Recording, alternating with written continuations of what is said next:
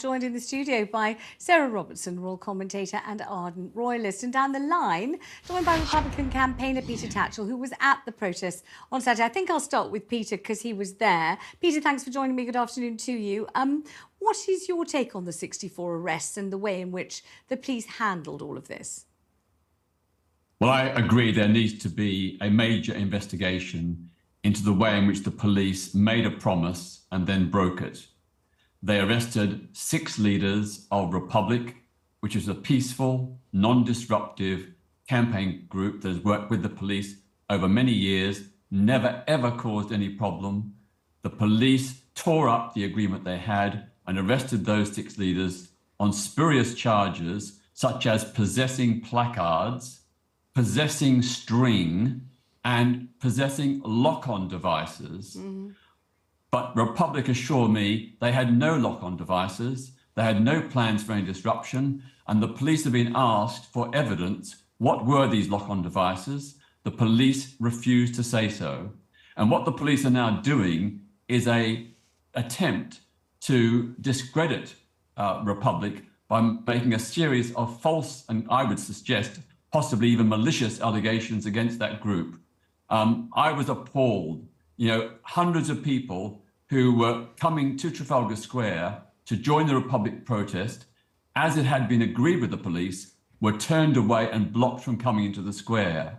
When we arrived in the square, we discovered that the very designated point where the police said we could protest, they erected a gigantic watchtower with hoardings about 20 feet high, so that neither the king could see us nor we could see the king. This is a deliberate attempt to obscure our protest.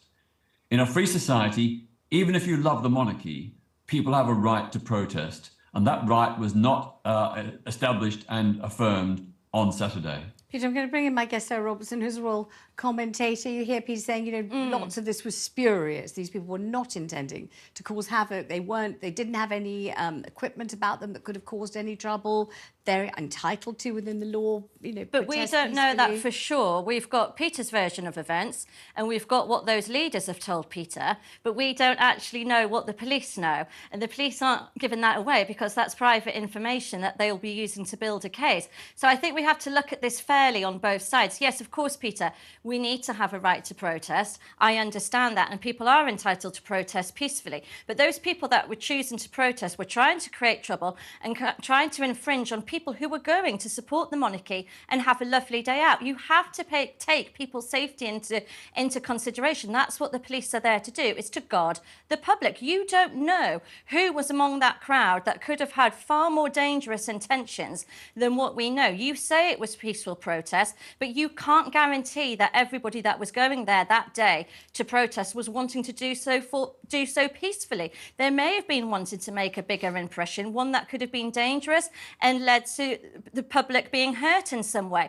So I agree with the stance that the police took. Whether you think that's heavy-handed, that's your opinion. But I think actually they acted properly. They made sure that the public were safe. And as far as I'm concerned, I would have took those people away and put them in the stocks for the afternoon. That's where they should have gone. Well, you can't put them in stocks if they haven't done anything at all wrong. Let's see what Peter has to say. We don't know that for sure. Peter, I mean, the idea that the police might have had intelligence that you didn't have, they might have known about stashes of equipment that might have been potentially troublemaking that you didn't know about. Is there a possibility that that could be true?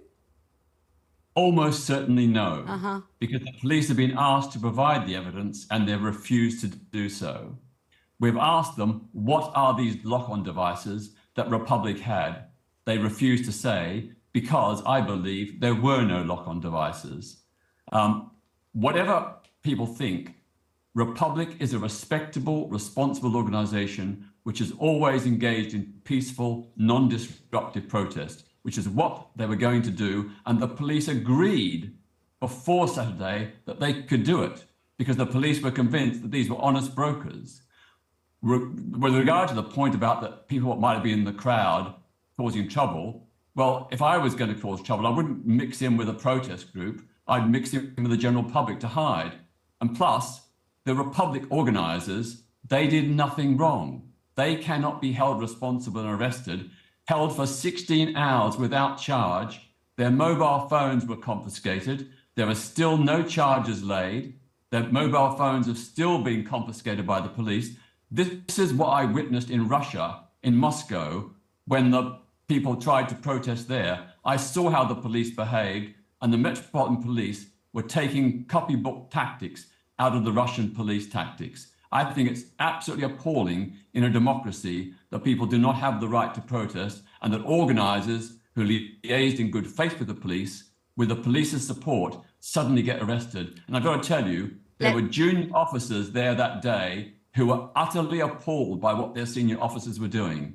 And members of the public, we were there in Trafalgar Square, taking up a small part of the square, alongside people come to watch the coronation. Apart from one person, everybody else in the crowd, the monarchists, the pro-king people, they were very happy that we were there. They said, it's your right to protest. It's our right to see the king. They did not kick up a fuss. They were not angry. They said, we respect your right to protest. Let me bring Sarah in. I don't agree with that, Peter. I think people would have been upset because they would have been getting in the way. And there's a time and the place. You're speculating. You're speculating. You're assuming but things you're you don't assuming know. as well. You're assuming because you're saying that these people weren't carrying the things that they've been accused of carrying. We still don't know. I think we need to see the results of an investigation to actually know all the facts. If the police have acted out of hand, then that will be dealt with. But so far, I think the police have done what they're there to do, which is to serve and protect members of the public, to serve and protect the king himself. It was a coronation. Tensions were running very high that day, and Republic went there knowing that they were going to cause a scene and get their name in the papers and in the media, and they've achieved what they set out to do. It was to cause trouble, and that's what they've done, and we're talking about them today, and that's what they wanted. And all of this about being locked up for 16 hours, well, then don't go and do this. You know, if you're going to go and break the law, this is what happens. If you're going to go and put yourself in that situation... We didn't break the law. We did not break the law. Well, you did something, because the police don't just go and round people up. I think that's the whole point, Sarah. All right, thank you very much, both of you. Thank you for giving your perspective, Peter. Thank you, Sarah, for coming in.